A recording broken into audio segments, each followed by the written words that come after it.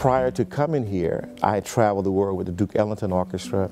I ran the jam sessions at the Blue Note, where I got a chance to play with virtually every musician in New York over a course of 4 years. So coming to Greensboro was a little bit of a shock. I didn't know what to expect.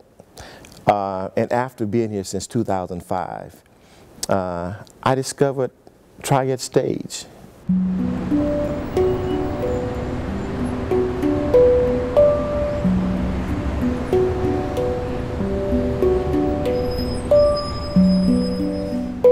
I stand at the door almost every performance. Either Rich or I are at the door afterwards, and people come up and they talk to us, and we hear everything from I didn't like that to that was the best play I've ever seen. I moved here right before the theater opened. It was just like all of these closed buildings. As Triad Stage opened, it became a center for this town and brought the whole downtown to life. Triad Stage was having destination downtown. It was a brilliant thing to do. It got people coming downtown and going into the shops. In many respects, it just changed my whole perspective about Greensboro and about what the possibilities were. Okay. Yeah. Anytime? Yeah, anytime. Okay, All right. So we're here at the Triad Stage production facility. We're actually about almost exactly 1 mile away from Triad Stage, even though it takes about 10 minutes, 10 or 15 minutes with traffic. Triad Stage employs 16 full-time employees and 16 part-time employees, but those numbers don't tell the complete story, because each season we also employ about 250 artists, actors, designers, directors, our production staff who are working on an individual show. All of those artists we're bringing into the Triad, who are spending their salaries in our restaurants and our stores. They're contributing to our incredible economic impact in this community. My name's Ryan Ratartha. I'm the production manager at Triad Stage.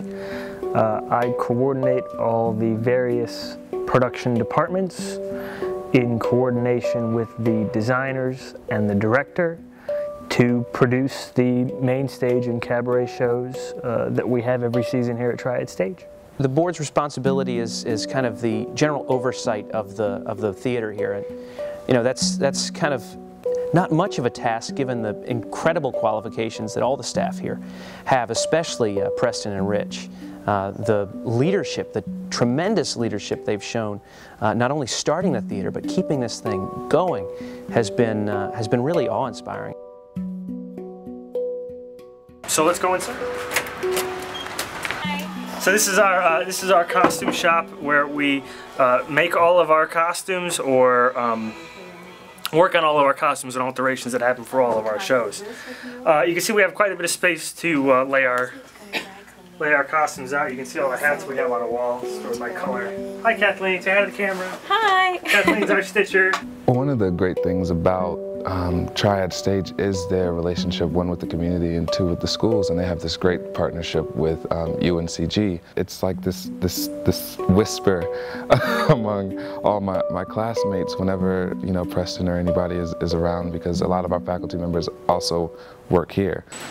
Hi Maria. Hello, Brian. How you doing? I'm doing okay. One of the things I think a lot about with this theater is, I teach high schoolers, I teach high school theater, and there are a lot of things that we read in high school that are sort of like, let's hammer something into your head, like Glass Menagerie, for example, or Our Town, both of which I read as a high school student.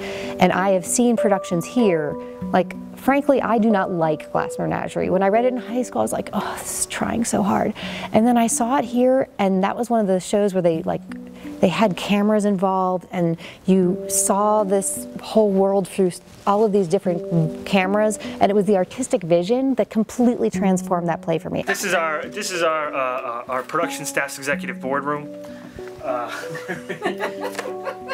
To me, Triad Stage is not a place that you come to, but a place that you go from, if you kind of know what I mean. It gives you something to take with you. Well, I taught English at Morehead High School for 37 years. I especially remember two plays, and the first one was Hedda Gabler. And I was teaching fast forward, and I had 3 observations from my mentor at UNCG. My students were getting college credit, and one was unannounced. We had just finished Hedda Gabler, and I had them very prepared. The whole class came with me to see Hedda Gabler.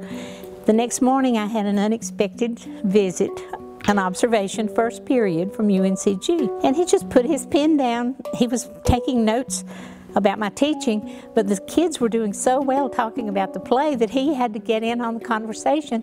And at the end of class, he said, "That's the best class I've observed in my whole Fast Forward experience. You have wonderful students."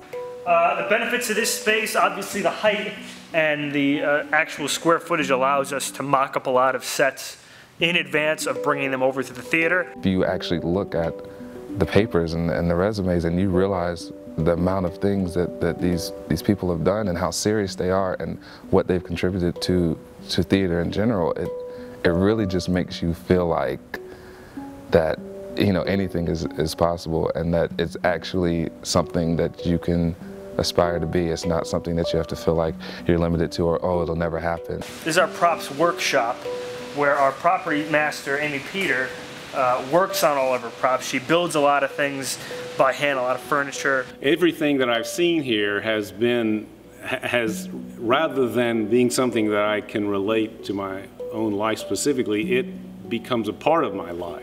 There's a moment in that play where when the girl has died and she goes back to see everyone and wants to be back on Earth, and she reaches out her hand from behind the mirror in that world beyond our lives, and the mother reaches for her in front, and it looks like they're touching, and then you realize that they're not actually touching, that they're actually in this other world, and I gasped.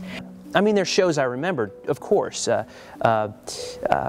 Around the World in 80 Days, or Our Town, or whatever the particular show is. But the memories that I have transcend those shows. They're specific moments, sitting over there, or there, sitting up top, with somebody, and experiencing the theater with another person. You know, there are 2 things that I probably love to do more than anything else.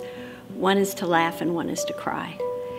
And so many of the plays here have given me the opportunity to do one or both.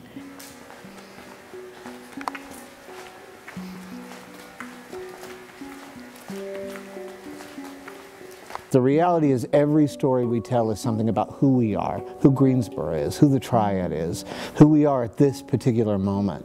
And that is, I think, the power of theater, that it brings strangers into a room. We don't know each other, the lights go out, and in our sharing of a story, in our shared laughter, our shared tears, our shared anger, our shared joy, we become a community. That is why I do this thing, theater. It's why I love it so much.